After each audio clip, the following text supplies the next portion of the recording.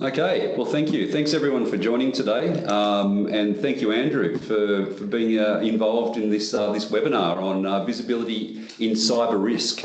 So, what we're going to be going through today is quite a comprehensive agenda. Why cyber visibility matters, some of the new advents in cyber risk that we're seeing out there in the industry.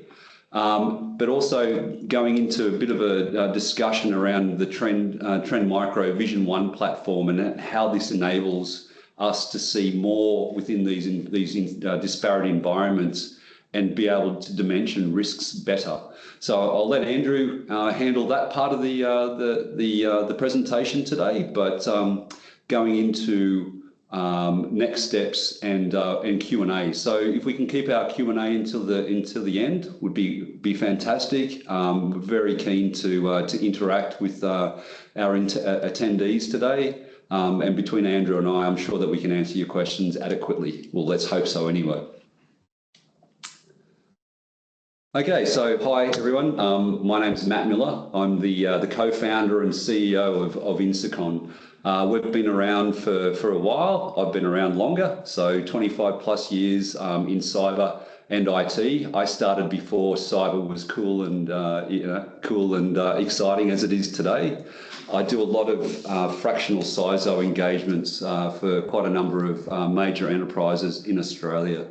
I'm also an ISO 27001 practitioner. I specialise in audit. And I also specialise in risk management and executive communication, education and alignment with risk. So to hand over to Andrew, just to introduce himself. Thank you very much, Matt, and thank you very much to everyone that's chosen to take this time with us. Certainly, we want to try and make that as valuable as possible for you. And we really appreciate Insicon inviting us to this webinar to be able to talk about what is a really important subject. My role is the field CISO for Trend Micro across the ANZ and Pacific Islands region. So I get to engage with lots of different stakeholders from industry, from customers, from our own global teams, and just really try to understand challenges that are being faced in this area and how different approaches have worked really well in that space. Spent my entire career in IT, most of that sort of focused in cybersecurity, and it's my 11th year here at Trend, so a lot of experience from a Trend perspective as well. So yeah, really looking forward to the chat today, Matt. Thank you. Great, thank you, Andrew. And by the way, Andrew and I have known each other for quite a number of years, which goes beyond the 11 years at Trend. So hopefully everyone can get some good insights out of that as well today. So Insicon and Trend Micro, why does this matter? So Insicon, we specialise in cyber risk, and we specialise in being able to articulate cyber risk to those who care about it, namely board members and executives. But we can't articulate cyber risk in its format that is understandable by those particular audiences without a level of data points and the ability and a platform to be able to talk to people about it in an educated sense. So we have selected, and we do work with Trend Micro, especially with the Vision 1 platform, to be able to tease those cyber risk data points out and be able to dimension those adequately so that we can educate boards and educate executive leaders in the most appropriate manner across their environments. And as everyone's aware, environments now are very different to what they were 10, 15, 20 years ago. We have the advent of cloud, we've got the advent of social media, we've got many different data points out there that we need a robust and enterprise level platform to be able to process those data points in its most effective manner. And Andrew, I'll hand it over to you here as well, and why you see this relationship being so important. Yeah, thanks, Matt. I mean, what we've realised, and anyone that's been in cybersecurity for a long time would know as well, is that to be successful, to get a result that is required is not just about technology. It's the old adage about people, process and technology. And what we find is a real need for our customers is to be able to have a trusted partner that can come and journey through this, that, as you said, has decades and decades and decades of experience doing this and gets to see the challenges and how to fix those challenges across a broad range of businesses. So that relationship is just really important to us, because we know that we have that trusted partner in Insicon that can actually go out and take the technology piece and really complement the people and process piece that the customers are yearning for, and actually be able to deliver an outcome. And if we want to be really get ahead of the attackers in cyber, we need to really be thinking about outcomes. Yeah, you make a really good point there, Andrew, in the fact that this does transcend just technology. And I think that's where why cyber visibility matters, is that it's more than just technology. It's bigger. And now with everyone being online pretty much 24/7, the data points are very, very different to what they were historically, right? So,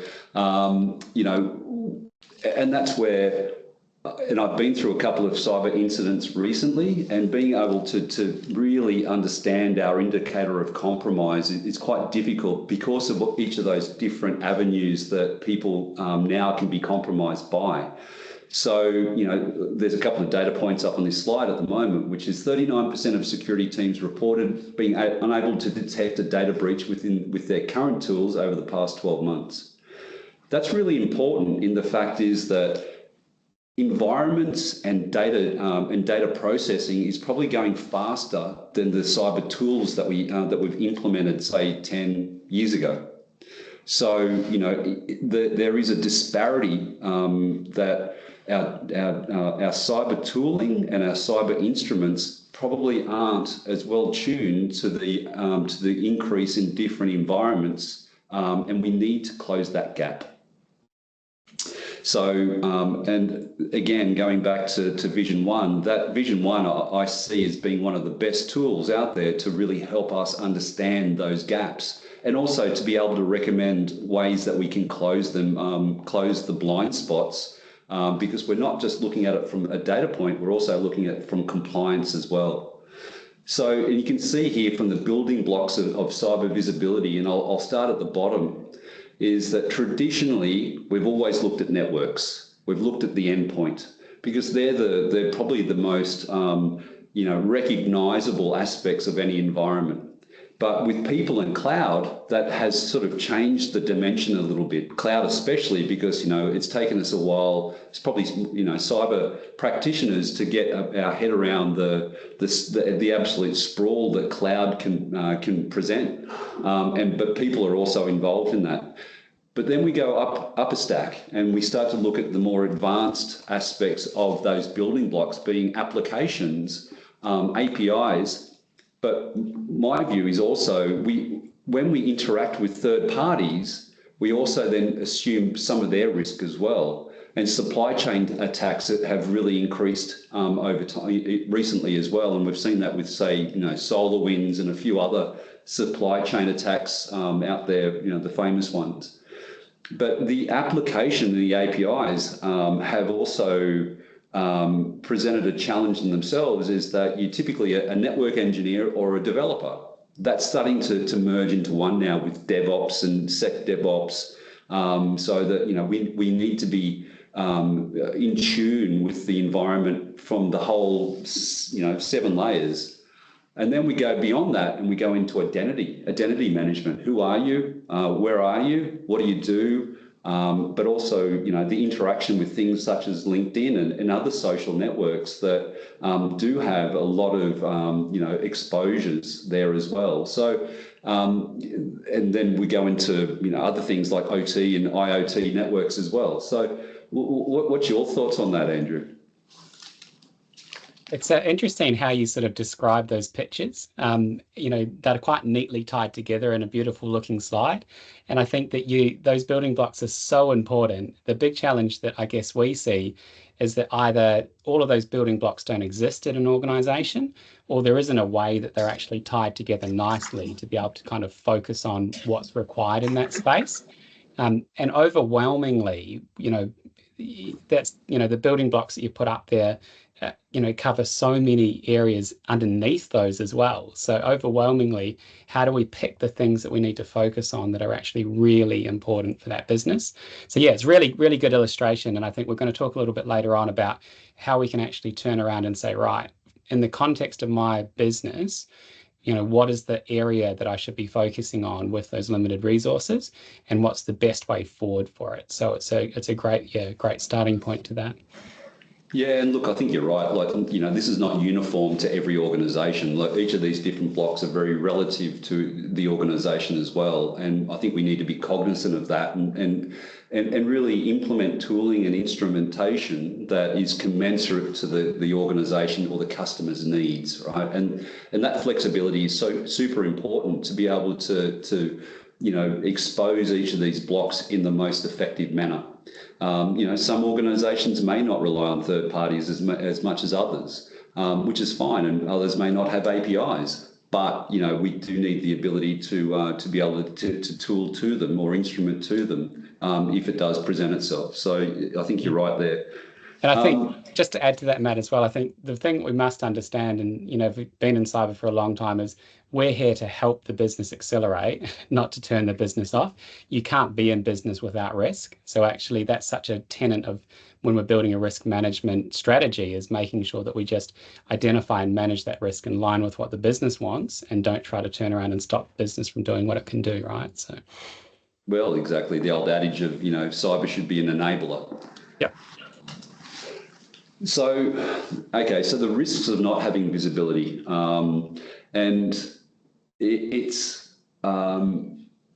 as organisations grow, as we consume different data sets, as we adopt new technologies, risk does become a lot more obfuscated, I suppose, or less obvious to organisations.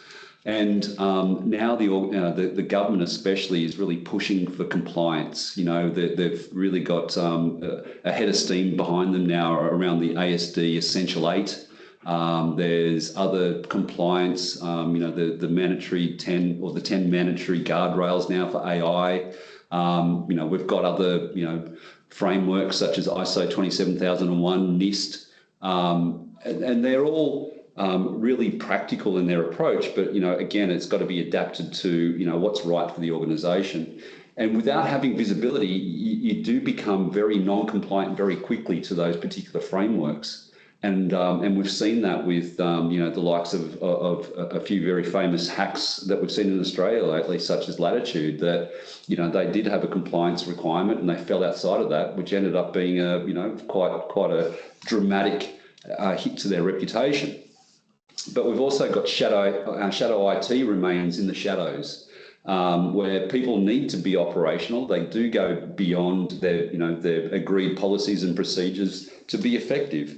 And we do, obviously promote that enablement. We don't want to see cyber as being the blocker to progress, but if it presents a risk that is outside of appetite, well, again, that needs to be managed. And Optus is probably a good example of that, is that APIs being out on the internet and people not managing those effectively ended up being one of the biggest breaches in Australia's history. So, being aware of the known unknowns and the unknown unknowns is really important. And again, it comes down to the flexibility of the tooling that we implement and we work with our customers on, but also to ensure the configurability of that is really adapted to the customer's risk profile, and making sure that we give flexibility where it's needed, but we also remain compliant where that's required. And there may be obligations, whether that's legal obligations, contractual obligations, or governmental or legislative obligations. Really important that we stay within those risk parameters. Yeah, just to add to that, Matt, as well, I think one of the interesting things when you look at both of those examples is people will often say, we're not that big, we don't have that much data. What does that mean to us? And I think there is a lot of change in that space. And what it means is actually sometimes a lot more for a smaller business because they can't afford the sort of disruption that these larger businesses have managed to sail through. And of course, when you talked about regulation, we do now have cybersecurity regulation that covers all of Australia, right? So that sort of got implemented towards the end of last year. So there are areas that people need to be considerate of. And I think the last point is what these, particularly Latitude, highlighted is cyber's a lot more than just the tooling. It's about understanding, hygiene and why should we be storing data and how should we be storing data. So as cyber people, how can we help the business to understand there's a better way to manage some of that data hygiene to avoid some of that risk to start off with? Absolutely. And again, it comes back to visibility, right? And the importance of visibility of why you have, the data that you have, and then ultimately why you need it, and how long you need that for. So, and it's all relative. It's relative to the size, the risk profile of every organisation, and which this slide now sort of blows a lot of that out of the water. And I think AI is the topic that everyone's talking about, and whether it's a risk to them or it's not a risk to them.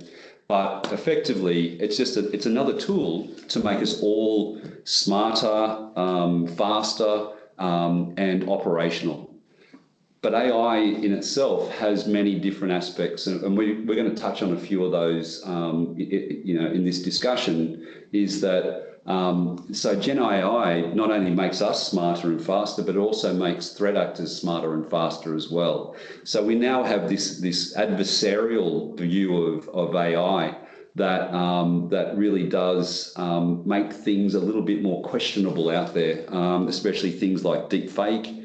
They're a big focus for many organisations, especially on the back of that quite a famous deepfake hack that happened in Singapore probably 12 months ago now, where that poor accounts payable individual transferred $22 million unnecessarily. But the deepfakes were able to manage to do that. It's cleaned up a lot of the issues that we've been able to identify historically, like phishing emails with poor grammar, or AI's been able to clean a lot of those up. So they're harder to detect now, and they're also harder for traditional tools to detect as well. So we now need to use AI versus AI in both a red team and in a blue team to ensure that we're staying as true to those tools as we can.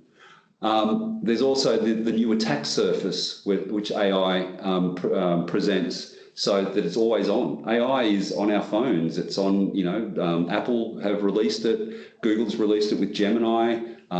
People are downloading DeepSeek without really understanding the implication of it onto their phone. So, the potential of AI going wrong from a security and a data leakage perspective is quite high. And not saying that we need to stop it, but we definitely need to manage it. And therefore, it's sort of that sort of benign, pervasive threat that, people are just testing things out and really trying to work out what it's capable of doing just by uploading some, say, code.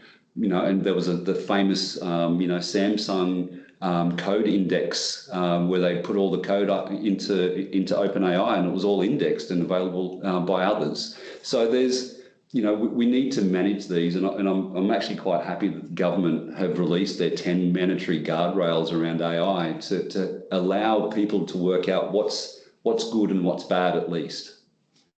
What are you seeing out there, Andrew, in regards to these types of threats?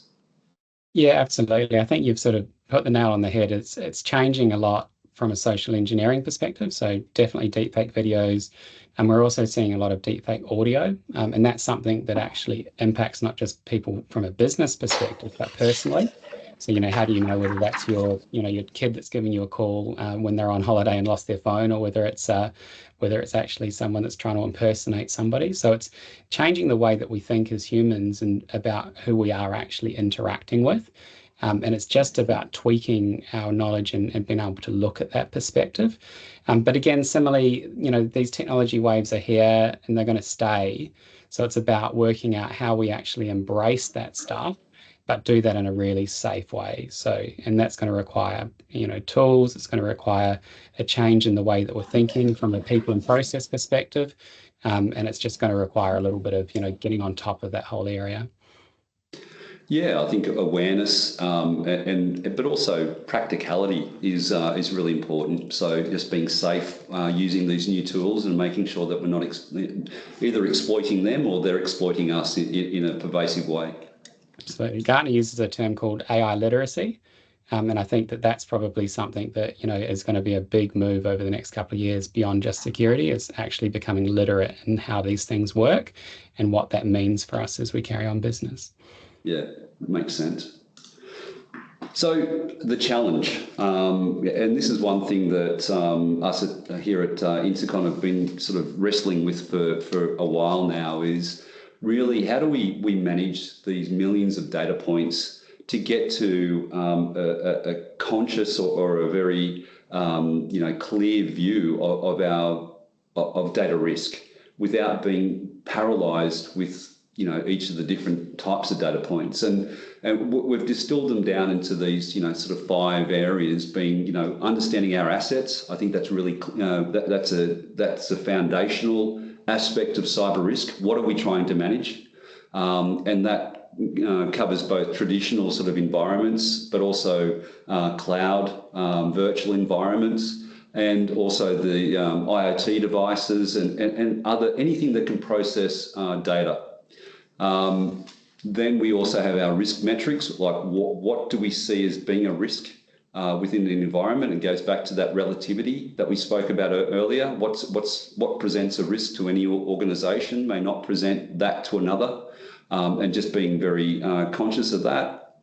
Threat intelligence, real-time threat intelligence, making sure that we're aware of what's happening out there in the industries, in the markets, and that we're educated enough to respond to that as quickly as we possibly can.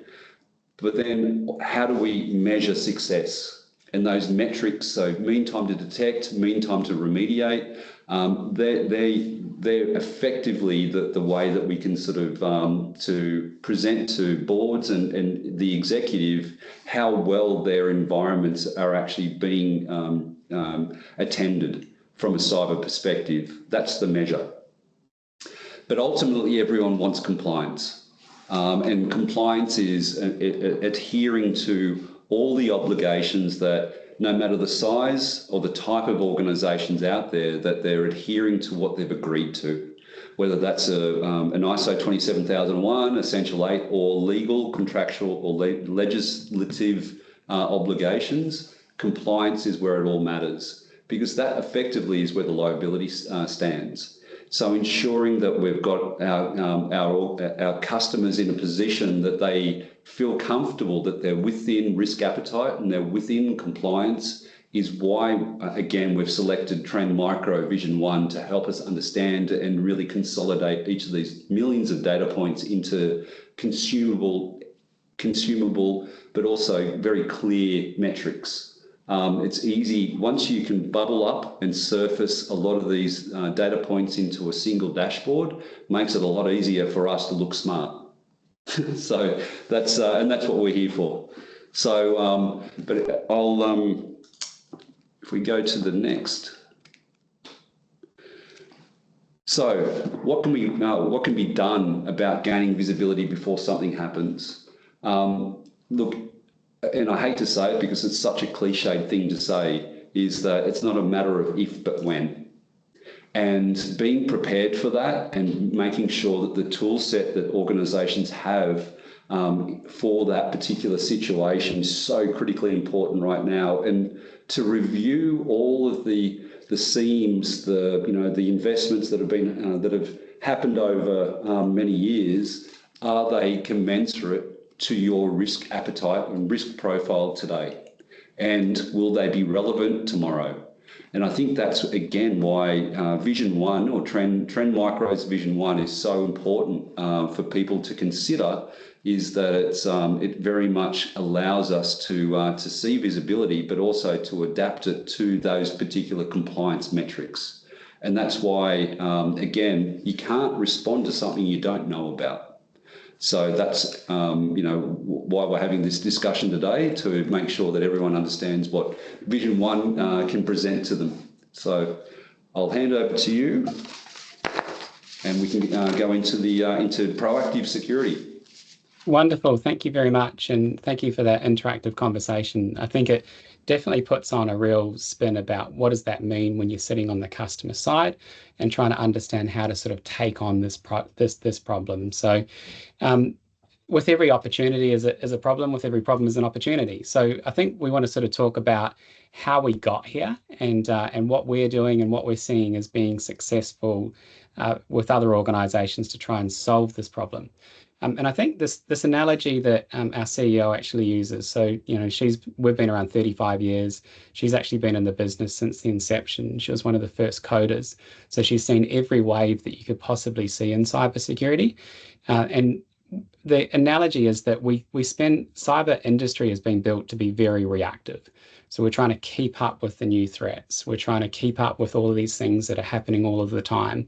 And it becomes so reactive that it's almost like we're driving our car only looking in the rear vision mirror, and we're not actually looking at the road ahead and trying to understand where we should accelerate and where we should move to. And I don't know if you've ever been in a fender bender, Matt, but that feeling of looking in your rear vision mirror, you can see that you've stopped, and does that car behind you stop? And you're really just bracing to minimize the impact of when that hits. I get that from our cyber clients all the time. Like, it's emotionally a really hard space to be in. In actual fact, in ANZ, the average tenure for a CISO is 18 months. And the average tenure for a security analyst is between about 12 and 24 months. So the burnout factor of this fact that we're just trying to wait for something to happen and react to it, and that we have such a small sphere of control, has really been a big challenge. So what are some of the challenges, I guess, that means that we can't sort of pivot around to proactivity? And what we're looking at here is the projected increase in cybercrime cost and the projected increase in cybersecurity spend. And when we look at those graphs and we look at the massive ski jump shape of that, we have to ask ourselves, do our budgets look like that? Can we keep up with that? How can we possibly pile on a proactive layer to that unless we do something different? And the way that we see it is that we've got a bit of work to do in that space to actually be able to consolidate the way that we're doing things from a people, process, and technology perspective, and be able to do things better to be able to manage in that space. If anyone has a risk management background or is presented to the board, you'll recognize of this 5x5 matrix. Where we start to talk about risk from a business sense. So we start to talk about the severity of that, and then we start to talk about the likelihood of that. This has been done for many, many, many decades in business. This is something that's been, common in financial markets forever, and most businesses will have this approach to managing risk. To be able to get ahead and be able to become proactive and start to speak in that same language from a business perspective, I think we've really got to be able to start to pivot and actually quantify our cyber risk just like we do our business risk, and make that really relevant for businesses. And you touched on AI, Matt. It's a big area. There's lots of different areas that cause challenges in that space. So you talked a lot about deepfakes. We talk about, are we actually aware of the places that people are using AI? So where are they putting, personal information or even just corporate information?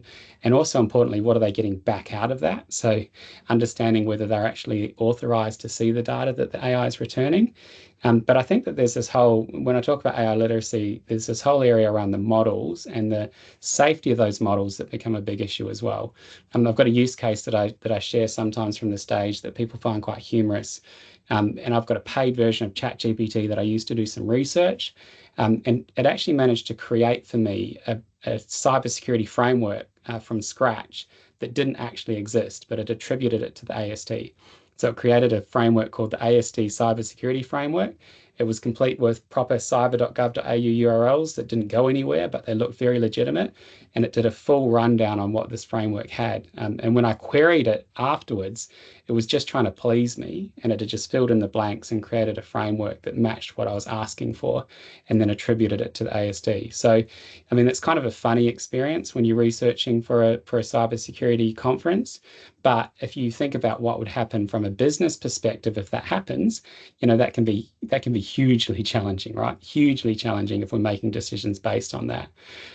So needless to say, our whole landscape has been reshaped by what is happening from an AI perspective, both from how we're using AI, but also from how criminals are using AI to target us. And being reactive just isn't enough anymore.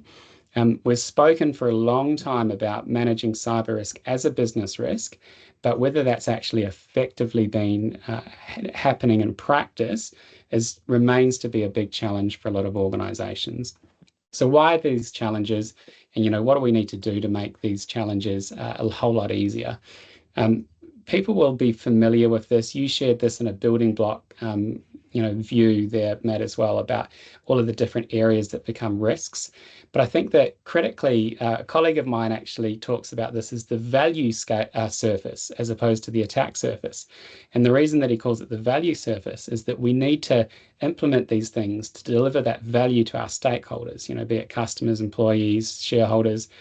We deliver these services to get value, but in doing so, they create this attack surface. They create these potential areas where something unknown might happen.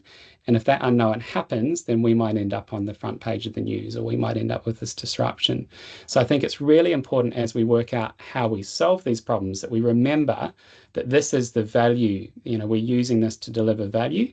And we can do that really well if we can actually start to get visibility across all of those areas and manage those areas effectively. So the approach that we've been taking, and this is obviously something that has been really successful with customers and enabling them to become proactive.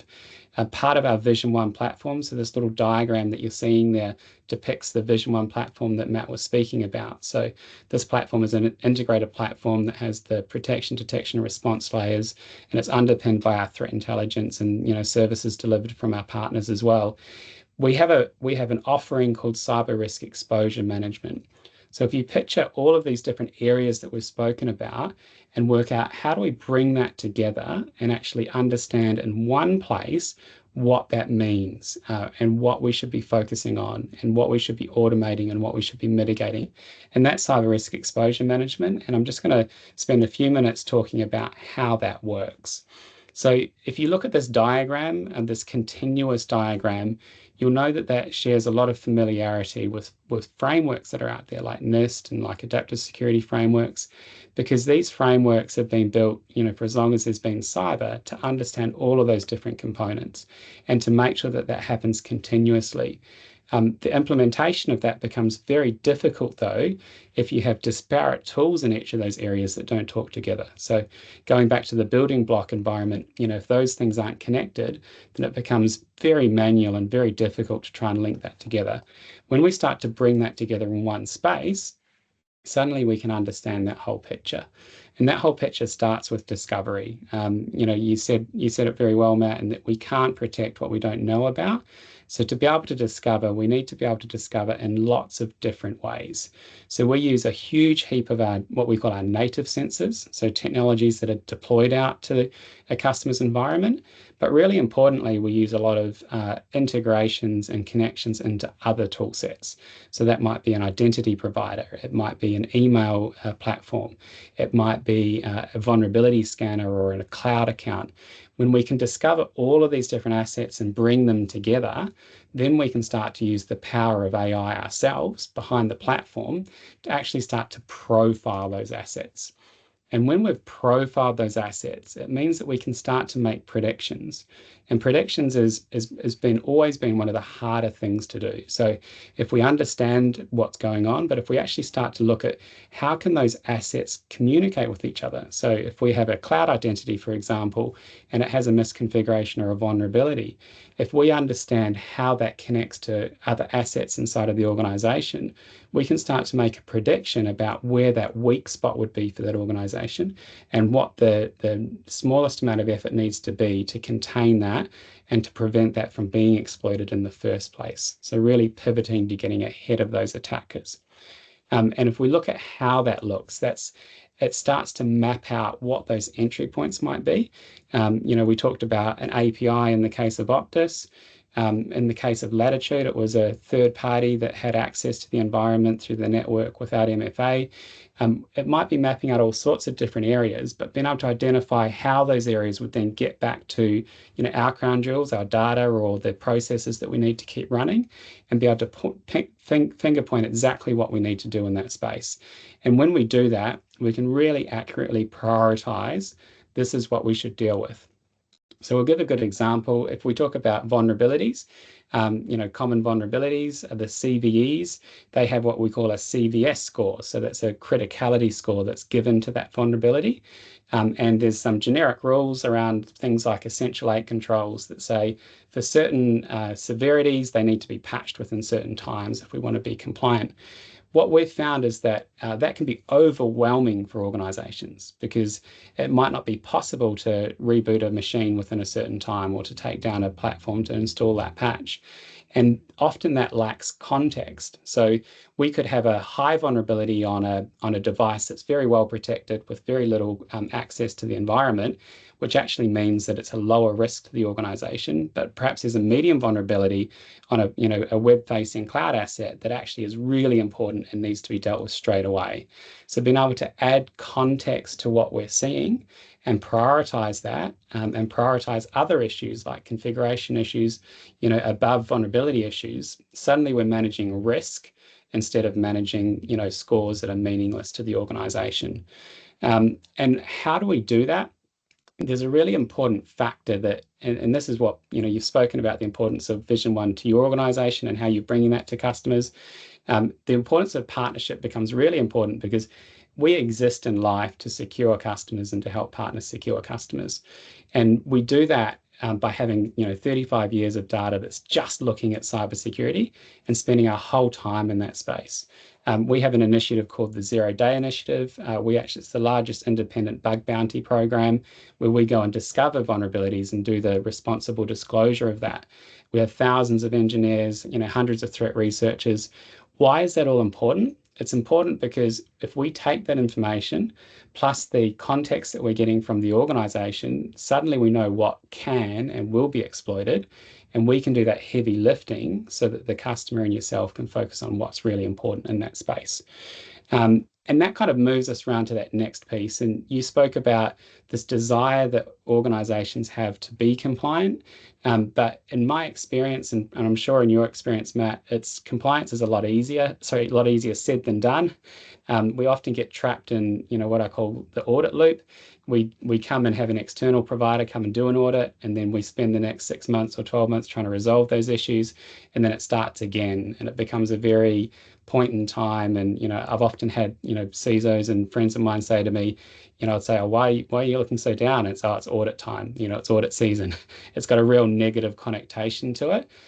If we can actually use the power of what we're collecting and understand what these frameworks require, suddenly not only can we present to the auditors in advance where our compliance sits, but we can actually start to use that as an ongoing measure and an ongoing asset rather than feeling what's going to happen at audit time. We can be like, okay, this is where we're sitting. And if I understand that, this particular area of my business, so if I've tagged assets to a particular department or project and they're falling behind in some of that compliance, I can give them a heads up 3 months beforehand or 6 months beforehand to say these are the areas that you need to tweak so that we're not going to be suffering a massive resource hit when audit comes. So turning that into an asset is something that is really, really important. The other key thing is how we actually quantify that risk. So we talk about that 5x5 risk matrix. To be able to quantify, we actually need to turn around and say, what is the impact of this potential threat to the business?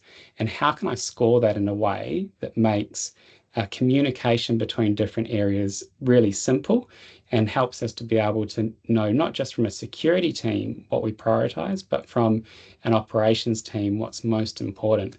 I think this is probably one of the most important areas, Matt. There was a really interesting presentation we had from Forrester recently, and they were talking about why they thought reactive security was so pervasive. And the narrative was that CISOs and security teams, they can control reactivity. So if something's happened, like if there's been an incident, they'll have the full attention of the business. If there's tools that are required to be reactive, they can completely and utterly control those. Whereas if we wanted to get proactive, often that domain of control sits with somebody else.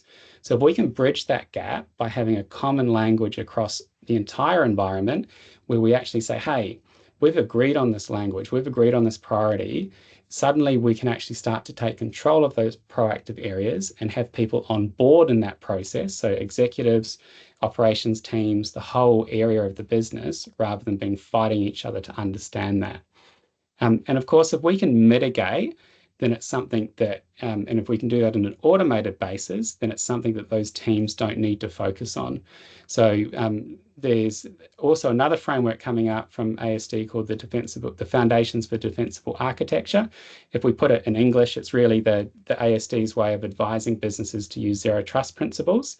If we can start to take those principles in our automated mitigation, so for example, if we can apply a virtual patch to a vulnerability so that we're covered until we can do that properly, if we can reset a user's password if we see suspicious behavior, or reset at least their sessions to make them re-log in, if we can do these sorts of zero trust principles, then we can start to automate that, that blast radius containment and make sure that we get on top of that before there becomes an issue in that space. And I think that ultimately the most important part of that is to ensure that we have that happening continuously. So this isn't a point in time, this isn't an audit, this is something that's real time. And what we see is that, things change so quickly that, I think it's really important that we're able to see, yesterday this risk might have been worth this, but today this might have changed, and making sure that we have that completely covered.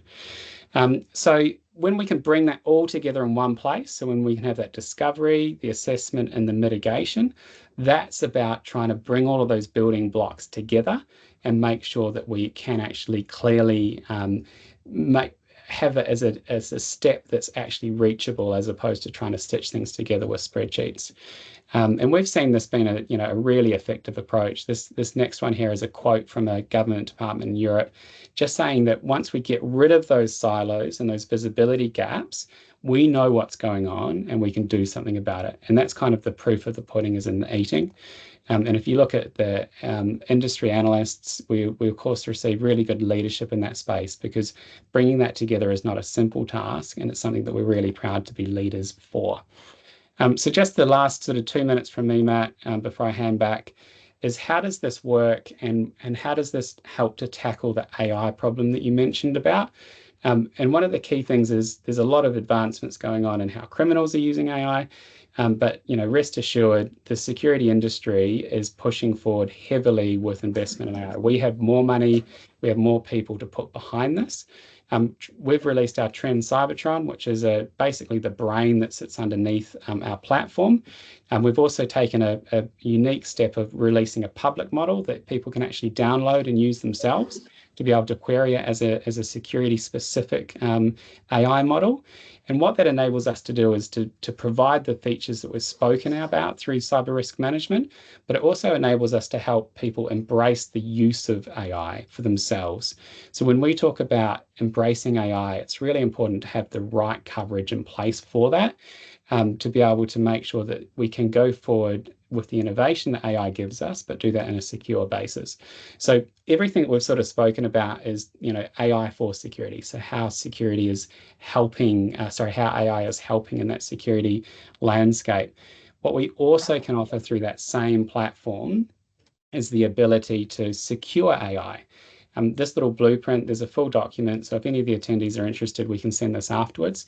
But there's a blueprint that talks about if we're adopting AI, so if we're building out different AI models, there's so many different areas. So we've called out 6 different areas here that things might need to be secured. So if we're using a public model or using Copilot, it could just be about securing the access and the data that's going in and out.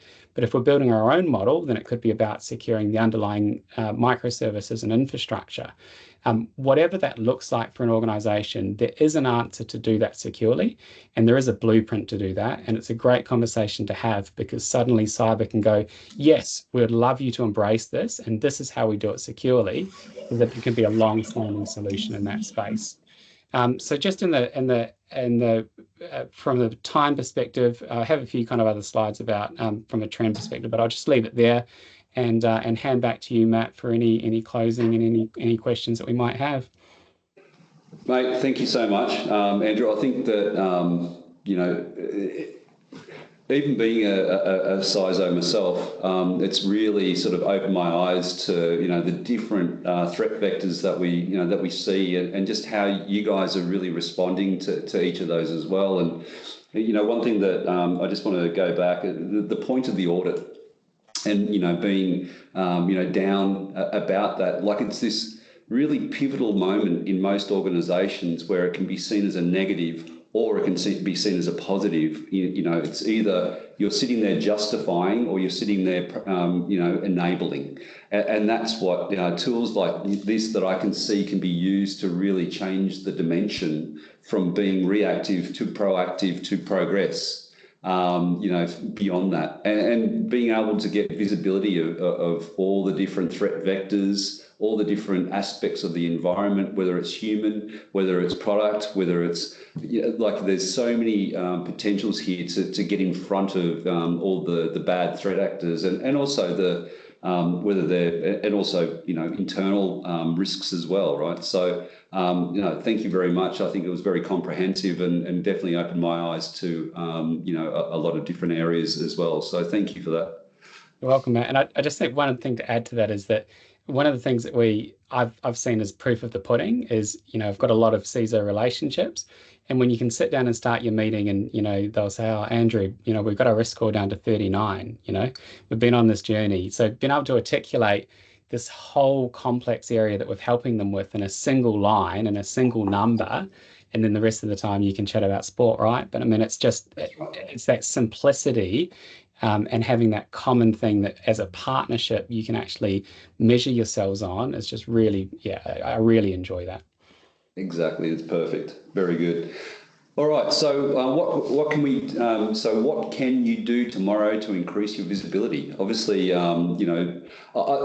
clearly Trend Micro have an amazing platform for us to be able to really tease out that visibility, and in partnership with us, with Insicon, we've been able to organise a 30-day free trial of the Vision One platform, and that allows us to help you guys understand what the potential of this partnership actually means to you. So some of the key features of the cyber risk assessment is the exposure management, the CREM, the network detection and response, and cloud posture assessment. So each of those different aspects gives us a really good benchmark across each of some very fundamental parts of the environment that you can really showcase and see whether it meets the needs of of your organisation. So there's a QR code up there, so feel free to scan that, and that will take you to the actual trial itself. If you have any issues getting access, please let us know, and we'll make sure that we get you access as quickly as we can. And we also, Insicon, we have a cyber risk assessment methodology that we go through with each of our customers, and part of that is also to showcase the Trend Micro Vision One. So it's a 5-step process to help identify risk, but also to be able to provide a strategy or a roadmap in regards to remediation of that as well. So feel free, again, it's another QR code that will take you to our cyber risk assessment page, And again, if there's anything in there that you need additional assistance with, please let us know and we'll be able to answer those questions for you. Now, speaking of which, if there's any questions out there that you guys want to ask while Andrew and I are on the call, please feel free to use the chat, and we'll start to answer those questions.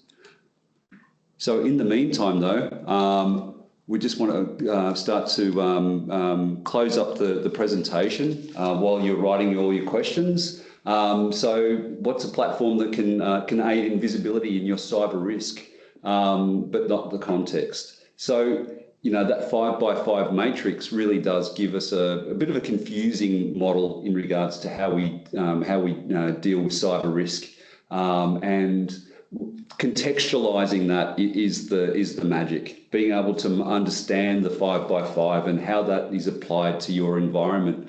So with tools such as Vision One, that allows us to automate that and helps us to visualize this in a more of a meaningful manner. And that allows us to have more meaningful conversations with context, not just, as you said, Andrew, not just with CVE and CVSS scores. Actually, what does that mean to your environment? And that's where, again, the Vision One platform helps us do that.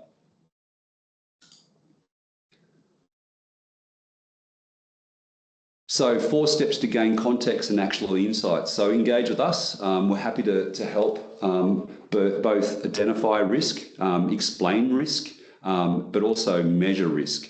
So we can interpret the Trend Vision One findings so that you can actually see that and understand it and apply that to your environment as well.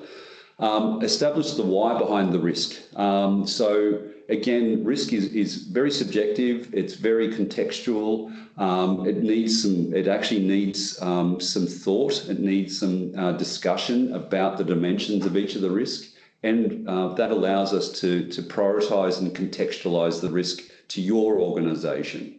Okay, so risk to your organisation may not be a risk to another. So being able to apply that relativity is really important. So also collaboration. So again, talking about this is really important, and discussing it not in a vacuum, you know, extending these thoughts to industry experts, people who live and breathe this stuff daily. And that then allows you to have some practical views on how to close the gap and remediate those risks, or at least get as close to remediation as you can. And as Andrew said, you know, any operating organisation needs to have some level of risk. So some level of residual risk to be operational and also to be competitive. You know, you have to stay edgy. And then we need to empower executives and boards with as much information as we can give them. They're the ones who make the decisions. They're the ones who hold the liability. So making sure that they feel comfortable with the strategy is really important. So being able to articulate that in its most sensible and concise manner is truly important.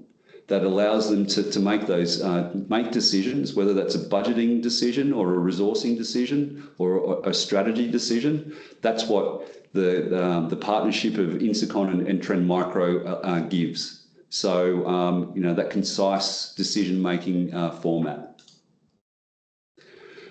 So just in summary, so visibility, I can't extend the criticality of it. And for my career in cybersecurity, visibility, you can't defend something you don't know about, and you can't make decisions without some data points. And we have millions of them, but now it's about being able to surface those up in its most comprehensive and concise manner. So your organisation has its own unique risk. So being able to apply these tools to your unique risk and making your unique decisions is really important, but you're not going to get that without visibility and some level of measurement. So again, please take advantage of the Trend Micro Vision One trial. It's really important that you look at tools such as the Vision One platform to understand your risk. Please engage with us to better understand your cyber risk and the metrics that are applicable to your environment. And we can help build dashboards. We can help interpret dashboards so that you understand what that looks like, not just today, but also for tomorrow. You know, Andrew and I think we've sort of articulated the ability that organisations change daily, sometimes change hourly, and your ability to respond to cyber risk needs to be considered in such a way that, you know, 1 minute you're operational, the next minute you're under attack or there's an incident and you're reactive. So tools such as this, you need to have confidence that tools are there to help defend and protect, but also to provide the insights to make decisions on the spot. Don't forget AI. AI is something that I think everyone's keeping an eye on at the moment. I'm definitely keen to stay ahead of the AI aspects, especially when it comes to cybersecurity. It's important, and it's a tool at the moment, but it's also increasing cyber risk at the same time. And I can't underestimate, I won't underestimate the importance of taking everyone on the cyber journey and making sure all employees understand their roles, their responsibilities, their obligations when it comes to cyber compliance, and also contributing to the to tools such as Vision One, and making sure that that's an instrument that everyone sees value in throughout the journey of cyber. So together between Insicon and Trend, you know, we've definitely formed a relationship and a very formidable approach to further extending visibility of cyber threats across both our customers, but also across the market as well. So thank you everyone for your attendance, and feel free, please, to ask us any questions while you have us.